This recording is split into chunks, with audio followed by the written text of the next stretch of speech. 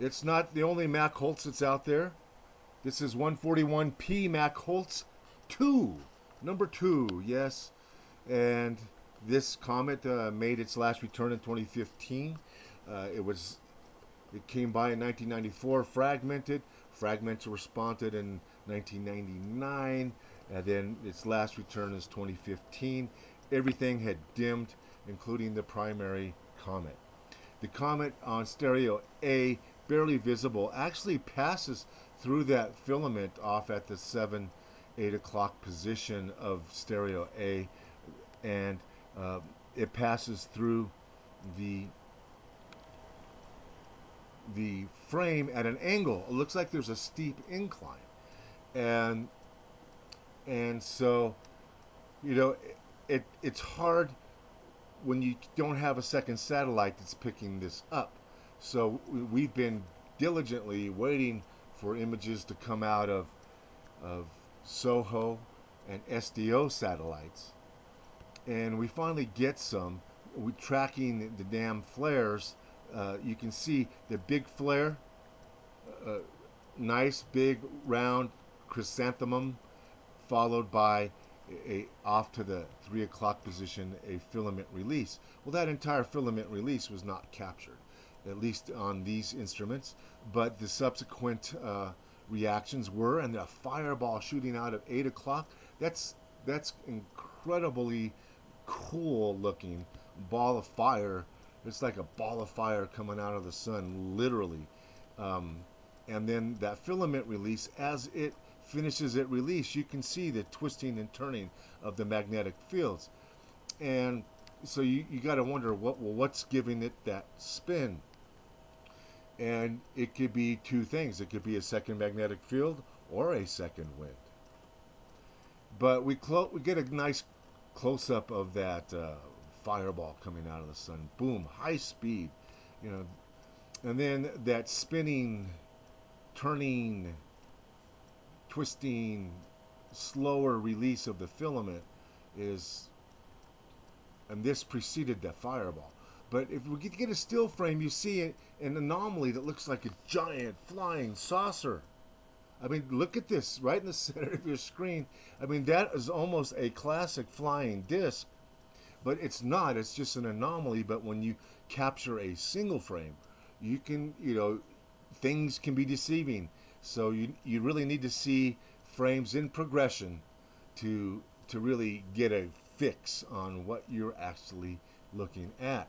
Speaking of getting a fix, we can't understand how on one satellite we get an incline that appears to be 25 to 35 degrees across the solar equator, but yet when we look at it from Earth, we see, what do we see? We see a flat trajectory. At the exact same day, at the exact same time, why aren't we seeing more of an incline on the Earth-facing view of that comet?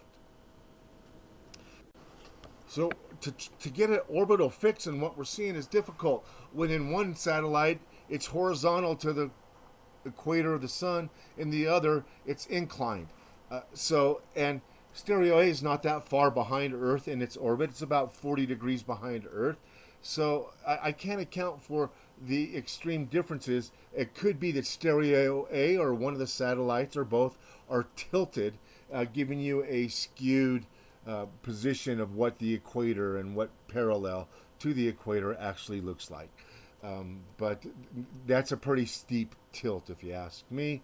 But until next time, we're going to look up the orbital diagram today for Comet MACHHOLZ. So it's going to be interesting to see what orbit would justify what we're seeing with our two very wide open eyes.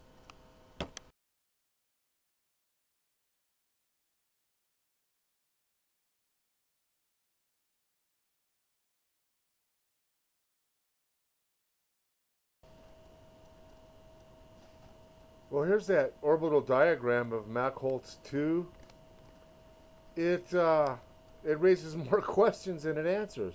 it has MACHHOLZ traveling from above to below the ecliptic, traveling in the field of view of stereo A from left to right, not from right to left, and descending, not ascending. The object in stereo A is traveling right to left and ascending, not descending. So I thought, there's something wrong. And I tilted the diagram just to make sure we were seeing what was going on, and there at no time in this diagram is MACHHOLZ between Earth and the Sun. And therefore, if you have satellites orbiting Earth that are taking pictures of the Sun and filming the Sun, any comet traversing parallel left to right in front of Earth cannot be MACHHOLZ, at least according to this NASA orbital diagram. And generally these are fed by algorithms and a lot of geometry and physics, and they come up with rather precise measurements, you would think. But when looking at the entire solar system, we look at the dates at the bottom. We want to go back to the 12th, which is today, just to see where this comet is supposed to be today. So we track back in time until we get to the 12th, and what we find is that it's not even supposed to be between Earth and the Sun. It should not be crossing the field of vision of anything that's orbiting Earth.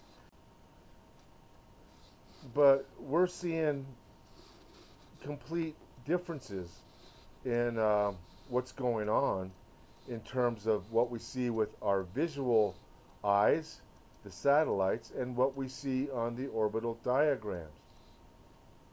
This thing is supposed to reach its closest point to the Sun about now. Is also supposed to be its closest point to Earth. At the same time, it's its closest point to the Sun.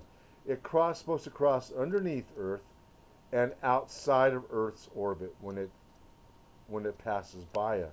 It's not supposed to be inside or in between Earth and the Sun whatsoever.